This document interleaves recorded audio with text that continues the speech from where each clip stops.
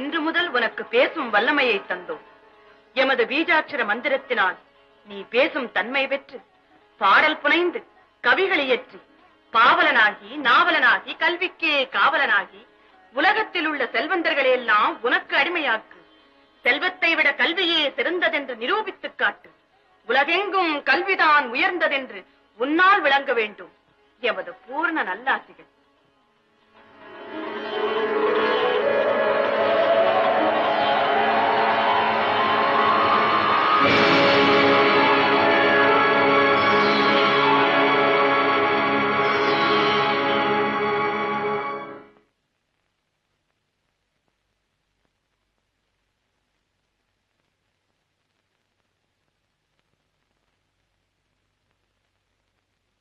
வா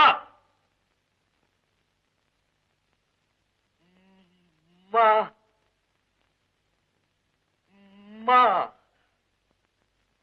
அம்மா அப்பா அம்மா அப்பா அம்மா அப்பா ஓசை ஒலி சப்தம் நாதம் எழுத்து சொல் பொருள் இசை பண் பாட்டு கவி கவிதை செய்யுள் அறம் பொருள் இன்பம் அன்னை தந்தை தெய்வம் ஆசான் பேச்சு மொழி பேசும் தன்மை அனைத்து வந்துவிட்டது அனைத்து வந்துவிட்டது.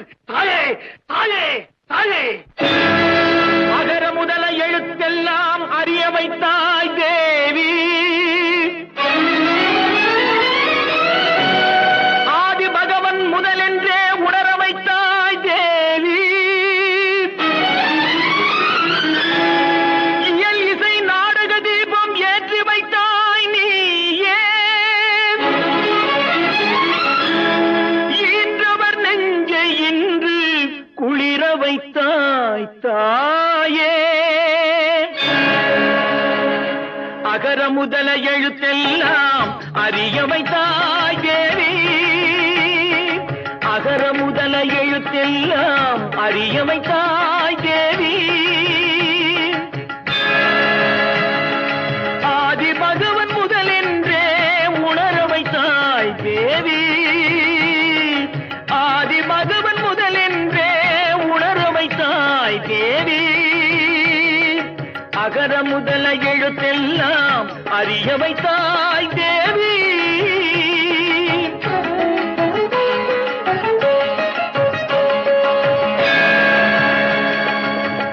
இயல் இசை நாடக தீபம் ஏற்றி வைத்தாய்.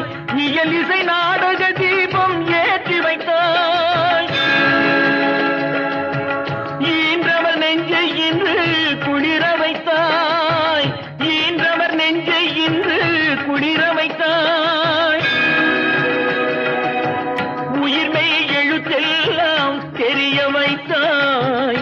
உயிர்மை எழுத்தெல்லாம் தெரிய வைத்தாய்.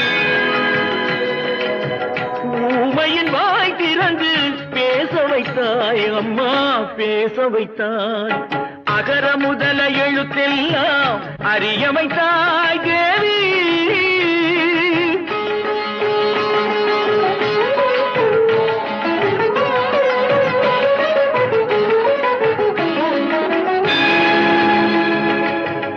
எண்ணும் எழுத்தென்னும் கண் திறந்தாய், எண்ணும் எழுத்தென்னும் கண் திறந்தாய்.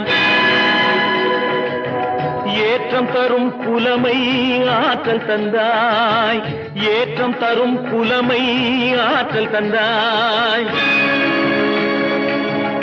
ஐயம் தெளிய வைத்து அறிவு தந்தாய், ஐயம் தெளிய வைத்து அறிவு தந்தாய்.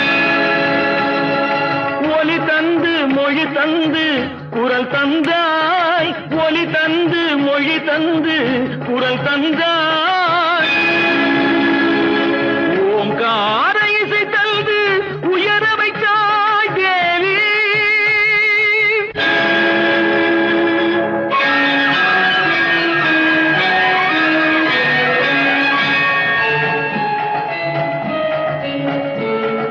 போற்ற வைத்து புகழ் சாற்ற வைத்து அறிவூற்றினோடு உயர் ஆற்றல் தந்தென்னை. அறிஞன் கவிஞன் கலைஞன் இவனென அருளும் தமிழும் திகழும் கடலென.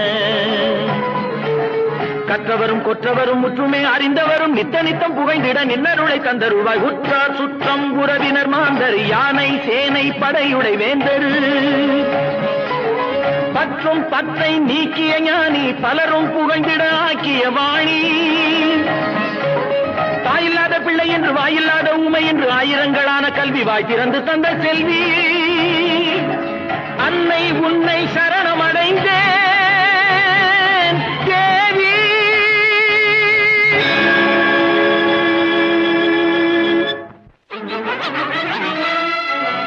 வித்யாபதி, அப்பா, என் மகன் வித்யாபதியானி. தங்கள் மகன் வித்யாபதிதான். பேச முடியாதிருந்த என் பிள்ளை வித்யாபதியானி. பிறந்த நாள் முதல் இன்று வரை ஊமையாகவே இருந்த தங்கள் பிள்ளை வித்யாபதிதான் அப்பா. நான் வித்யாபதி. அப்பா. செல்வா. தந்தையே. நான் காண்பதெல்லாம் கனவல்லவே. நிச்சயமாக கனவல்ல, நினைவேதான். எப்படியா அவருக்கு பேசும் சக்தி வந்தது? அப்பா, தாங்கள் சென்ற பிறகு என் நிலையை எண்ணி எண்ணி அழுதேன். திடீரென்று கலைவாணி என் முன்னே தோன்றி எனக்கு பேசும் வல்லமையை கொடுத்து பெரும் கவிஞனாக்கி புலமையால் உலகையெல்லாம் வெல்வாய் என்று ஆசி கூறி மறைந்தாள். அதன் பின் படிப்படியாக வார்த்தைகள் வந்தன. அப்பா, ஊமையாக இருந்து பூமாலையே சூட்டி வந்த நான் இன்று நாமகளுக்கு பாமாலை சூட்டி விட்டேன். அப்பா, பாமாலை சூட்டி விட்டேன். ஆஹா, நீ பாக்கியசாலி. உன்னை விட நான் அதிருஷ்டசாலியடா. பிறந்து உன் மழலை மொழி கேட்காத குறையெல்லாம் இன்று தீர்த்து விட்டாயப்பா. ஆண்டவன் சன்னதியில் பாடி தொண்டு புரியும் பணி என்னோடு நின்றுவிடப் போகிறதோ என்று எண்ணிருந்தேன். அந்த குறையும் தீர்ந்து விட்டது. உன் தாய் இறந்ததே நல்லதென்று எண்ணினேன். ஆனால் இன்று ஒரு நாள் வரையிலாவது அவள் உயிருடன் இருந்து நீ பேசுவதை பார்த்து பின் பிறந்திருக்கலாம் என்று இப்பொழுது எண்ணுகிறேன்டா. வித்யாபதி, வித்யாபதி, நான் என்ன சொல்வேன், எதை பேசுவேன்? உணர்ச்சியால் வார்த்தைகள் தடுமாறுகிறது. என் செல்வமே, காலம் முழுதும் துண்டு செய்த என் கண்ணுக்கெல்லாம் காட்சி தராத அன்னை உனக்கு அருள் புரிந்தார்கள் என்றால் நீதானடா உயர்ந்தவன், என்னிலும் பெரியவன், நான் உன்னிலும் சிறியவன். இனி ஒரு முறை அப்படி சொல்லாதீர்கள்.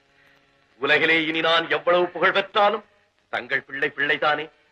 அப்பா, ஒரே ஒரு வேண்டுகோள், இனி தங்கள் வாயால் என்னை ஊமை என்று சொல்ல மாட்டீர்களே. இல்லை, இல்லை.